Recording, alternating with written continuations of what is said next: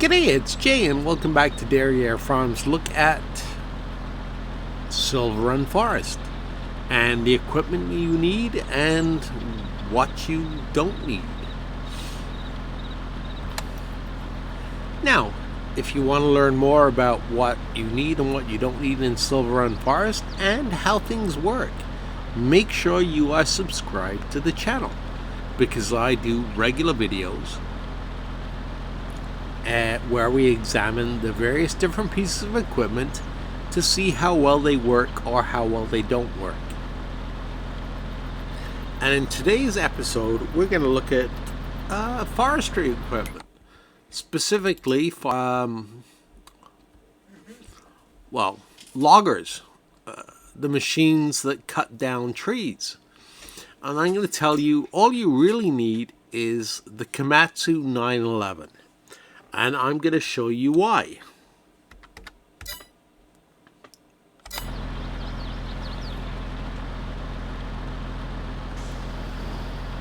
So we'll turn the sucker on. The nice thing about this one is it's a tracked vehicle. You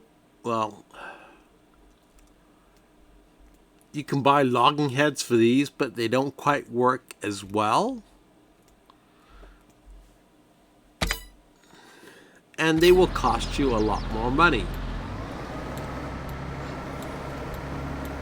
So let me get lined up. With the first tree,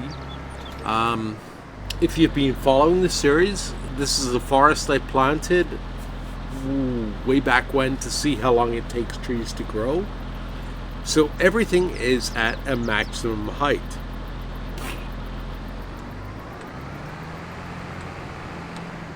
The first thing we're going to look at is the lodgepole pine.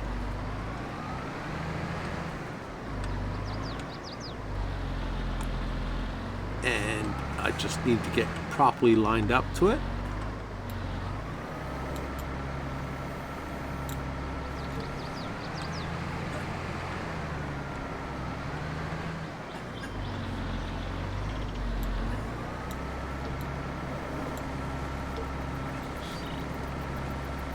And this is, I'm just going to hop out and show you.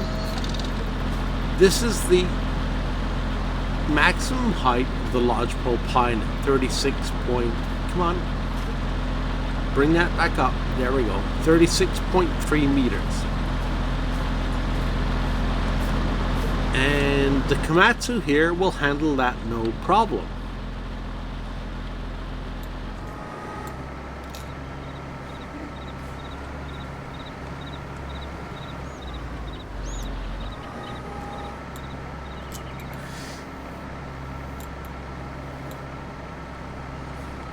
Set that to a 6-meter cutting length.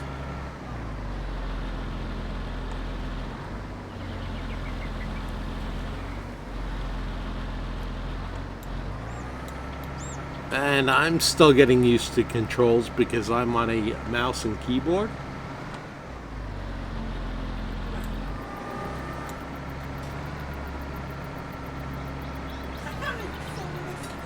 So there we go. You'll see, this is, like I said, this is the maximum tree size, and this will cut it no problem. So we will go ahead and we will cut it.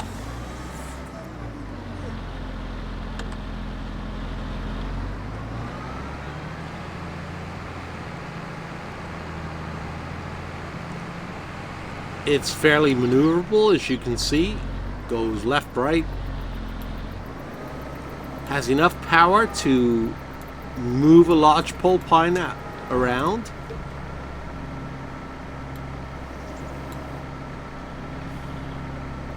And then we can go ahead and we can cut, well, any length we want to. 6 meters is, well, 6 to 8 meters is, I'm going to say, optimal, but that's still debatable. Let's go to 8 meters. It's just that most of my logging equipment that I have is optimized for 6 meter cut lengths. 8 meters is going to give you a little bit more money if you haven't watched the other video, but it's not significantly more. 6 to 12 meters is going to be your optimal length.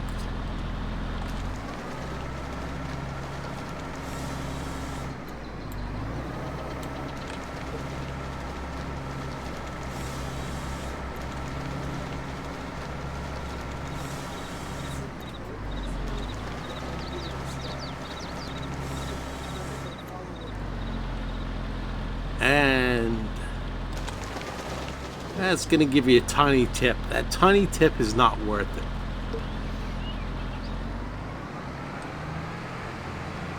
So that's the Lodgepole pine, the maximum size.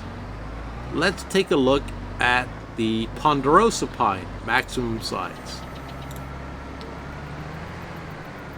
You can see it's not giving us a red circle.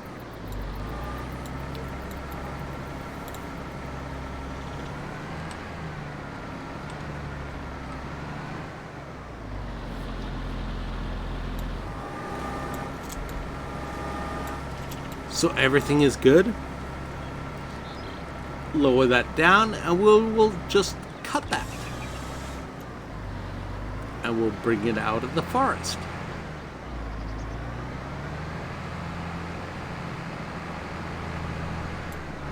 Again, it's got enough strength to lift that up, so you have room to make a nice pile. You can move it left and right.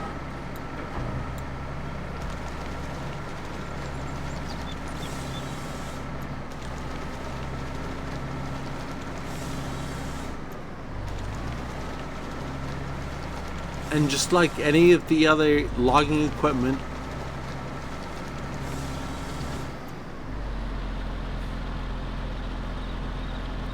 it cuts your trees to the perfect length.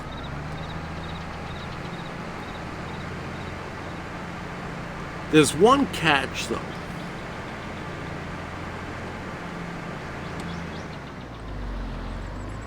And I'm going to try and find one at the...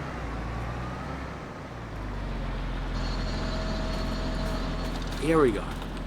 Here we go. Maximum size spruce, fully grown.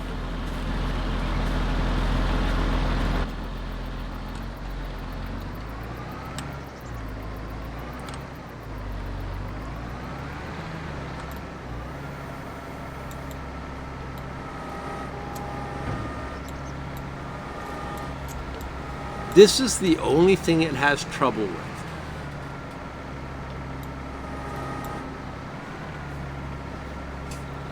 See, we get a red circle, which means for spruce we need the next size up logging equipment.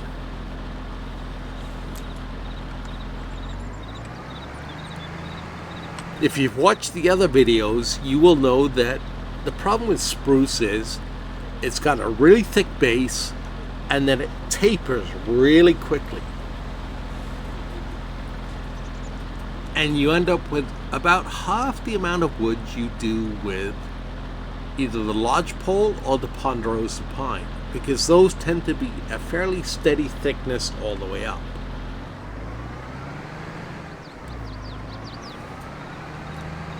As for a regular pine tree, no problem. Look how thin that is.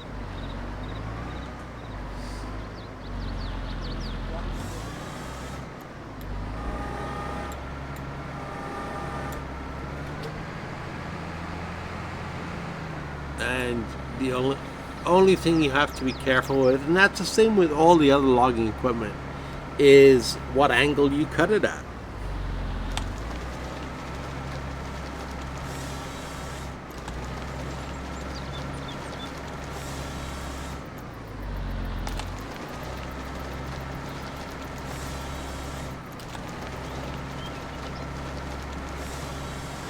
So, like I said, it will handle everything but the large or the largest spruce tree.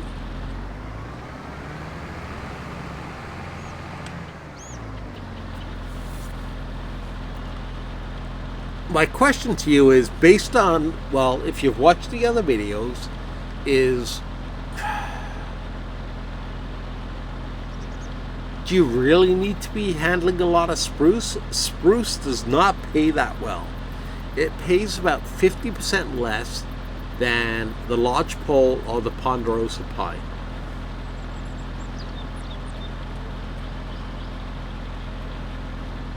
The pine tree itself, this one,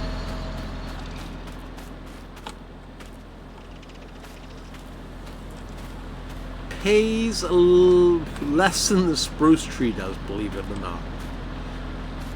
So as far as spruce tree goes, what I prefer to do is just take a chainsaw and cut it to the perfect length.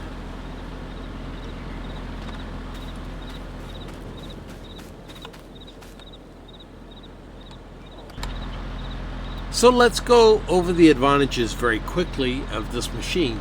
Like I said, the only thing I can't handle is the spruce tree. Sure, if you've got money to burn and you get into the end game, buy any forester you want. But it is significantly less expensive. I mean, look at the Rotney, it's 470,000, and this is 370,000. Give or take.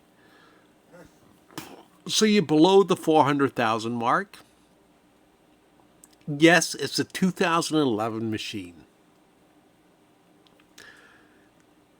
In theory, it doesn't require DEF, but DEF is just theoretical in the game. I mean, while various vehicles say they require government juice, they don't actually need it.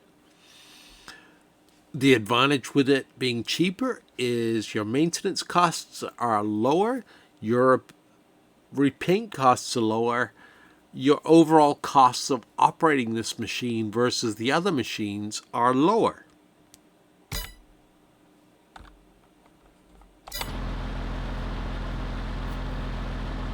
It's tracked. Therefore, it has no problem in snow. At least I haven't had any problems in snow with it. And, well,